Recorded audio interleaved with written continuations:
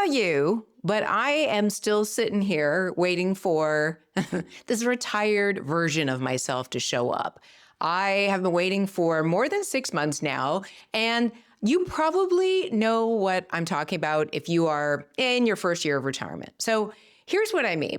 Prior to retirement, I am following people who are retired, newly retired, fire retired people, and they all seem to have their act together, like they're playing pickleball on Tuesday afternoons, and they've got some golfing adventure they do every Thursday, and like they have their retired friends set up, and they have like a rhythm and routine for their life. And I just kind of figured that that's what would happen to me too.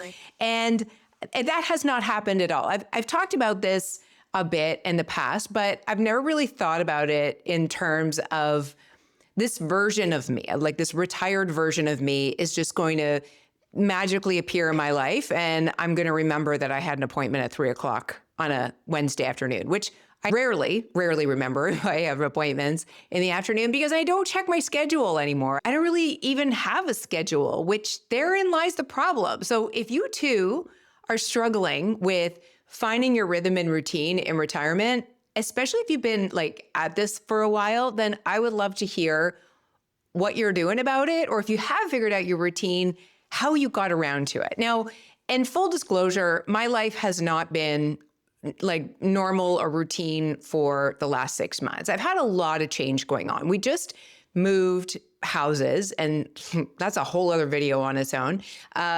So I have to say that the routine that I was building where we lived previously is all gone and forgotten because I live in an entirely new place. And I feel like the first few weeks that we were here, I was really focused on getting my environment set up. I'm slowly but surely getting my office back together again. But this week was really the first week where I didn't have to focus on that anymore. Usually I'd be waking up and I'd have a list of to-dos I had to get done. So some days I didn't even leave the house because I've just been unpacking. But this week is different because we're kind of unpacked now. And I'm just, living with art in certain places before I put it on the wall and commit to it. But aside from that, nothing else needs to be done. And my husband, was away this week. And he said to me before he left, like, so what are you going to do with yourself this week? And I'm like, I have no freaking idea. But for the first time, I will say I'm making progress because for the first time, instead of saying, well, I think I'm going to do blah, blah, blah, blah, blah, blah, blah, I said, I think I'm just going to like chill out and enjoy myself, do absolutely all and be fine with it. And that has largely been what I've done these past few days, but I don't know that I'm fine with it. I really do think I need a routine because if I'm ever going to become skilled at this retirement thing where there's no external forces pushing me towards responsibilities or getting things done or even putting pants on in the morning, then I need to figure this out. And like most great ideas, I got one the other day from a podcast I was listening to. It was based on entrepreneurship, but this can apply to anyone. This person was being interviewed and she was talking about how she was taking an entrepreneurial gap year. And I literally just stopped in my tracks and I'm like, you can do that? Because as far as I'm concerned, a gap year is something kids take between high school and university. I didn't have the luxury of it, but lots of kids do. And it's a great idea to just travel or not have any commitments and just explore who you are and how you want to proceed with the rest of your life. Brilliant idea. And it had never occurred to me until that moment that a gap year doesn't have to be just something that high school age kids do. It can be a year you take between any transition. Really, like having a baby is a gap year as well. So why not take a gap year between your working self and your retired self so you can do the same thing, kind of figure out who you want to be in the next phase of your life. Now, two things you might be thinking. First of all, you're probably thinking, well, Karen, retirement is a big giant gap year in and of itself. But it's not really, and I will unpack that in a second. And the other obvious thing I should probably address is that I'm not recommending that anyone who's close to retirement age should just randomly quit their job for a year and then assume that they're going to get back into the workforce, because that's probably not a smart thing to do unless you have a job lined up for yourself. But let's assume that we are ready for this phase of retirement, or we've been looking for a job with no luck and we might be forced into this phase of retirement as it is. Rather than addressing it like an on-off switch, like one day you're working and the next day you're not, which is kind of what I did, and really 1-star do not recommend. If I had to do this whole retirement thing all over again, what I would do is treat my first year like a gap year. I would not assume that the on-off switch is going to happen overnight, because it never does.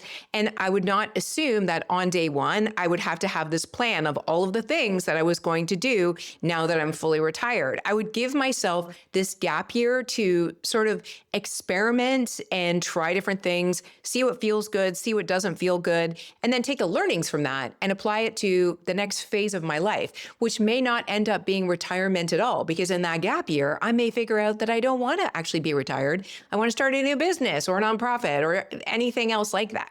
And here's the best part of treating your first year of retirement like a gap year. It puts these parameters around this period of time where you know that there's a start and an end to it. And within that period of time, you probably have some experiments that you want to run or just things that you want to try, so that you know on the other end of your gap year, you're going to walk away with a greater awareness of yourself, which is exactly what kids are doing. So I would, for example, set up my gap year in quarters. And in every quarter, I would plan to do one trip, maybe a big one, maybe a small one, work on a project, learn something, read a certain amount of books. Maybe the quarter has a theme to it. I don't know. But the idea of approaching this period of life with some guardrails and intention would make the world of difference. Because here's the issue that I've learned that happens when you don't have these guardrails around your time. You have infinite amount of time to do absolutely anything. So guess what happens? Yeah, you do absolutely none of it, because yeah, you want to take that trip, but oh, maybe next year. Or yeah, I really need to get the garage reformatted or refurbished or whatever. Yeah, maybe the year after that. And then the years will roll on and you don't end up doing any of the things that would be really cool to do. So I think that this idea of a gap year could just be the best way for anyone to start a retirement. And then again, at the end of your gap year, if you feel like you have fully rested and enjoyed yourself, but now you're ready for your next full-time adventure, it wouldn't feel as much of a failure is not the right word, but you wouldn't feel weird about going back into full-time employment or even part-time employment if at the end of this very well-designed year, you decided there's something else you want to do because you learned that about yourself during this year. You know what I mean? So I love this idea of a gap year. I kind of feel like I'm too far down the road to pull back and do that, but I definitely am going to borrow this idea of having themes to each quarter in the year so that it at least gives me some structure to apply myself. Because right now, like I said, it's a little loosey-goosey, and that's okay for a while, but it's not okay long-term, at least not for my personality. If that works for you, rock on with your bad self. This ADHD brain needs guardrails or she just kind of loses her mind. So anyways, that was the thought that I wanted to share with you today. I'm curious how you guys feel about this idea of a gap year. If you haven't retired yet, would you consider making your first year of retirement some sort of like a structured experiment like that? Or do you like the idea of putting your year into quarters where you theme your life and give it some sort of intention? Because at the end of the day, even though we have infinite amount of time, we really don't. So let's make the most out of it. So anyways, guys, thanks for watching, and I'll see you in the next video. Bye for now.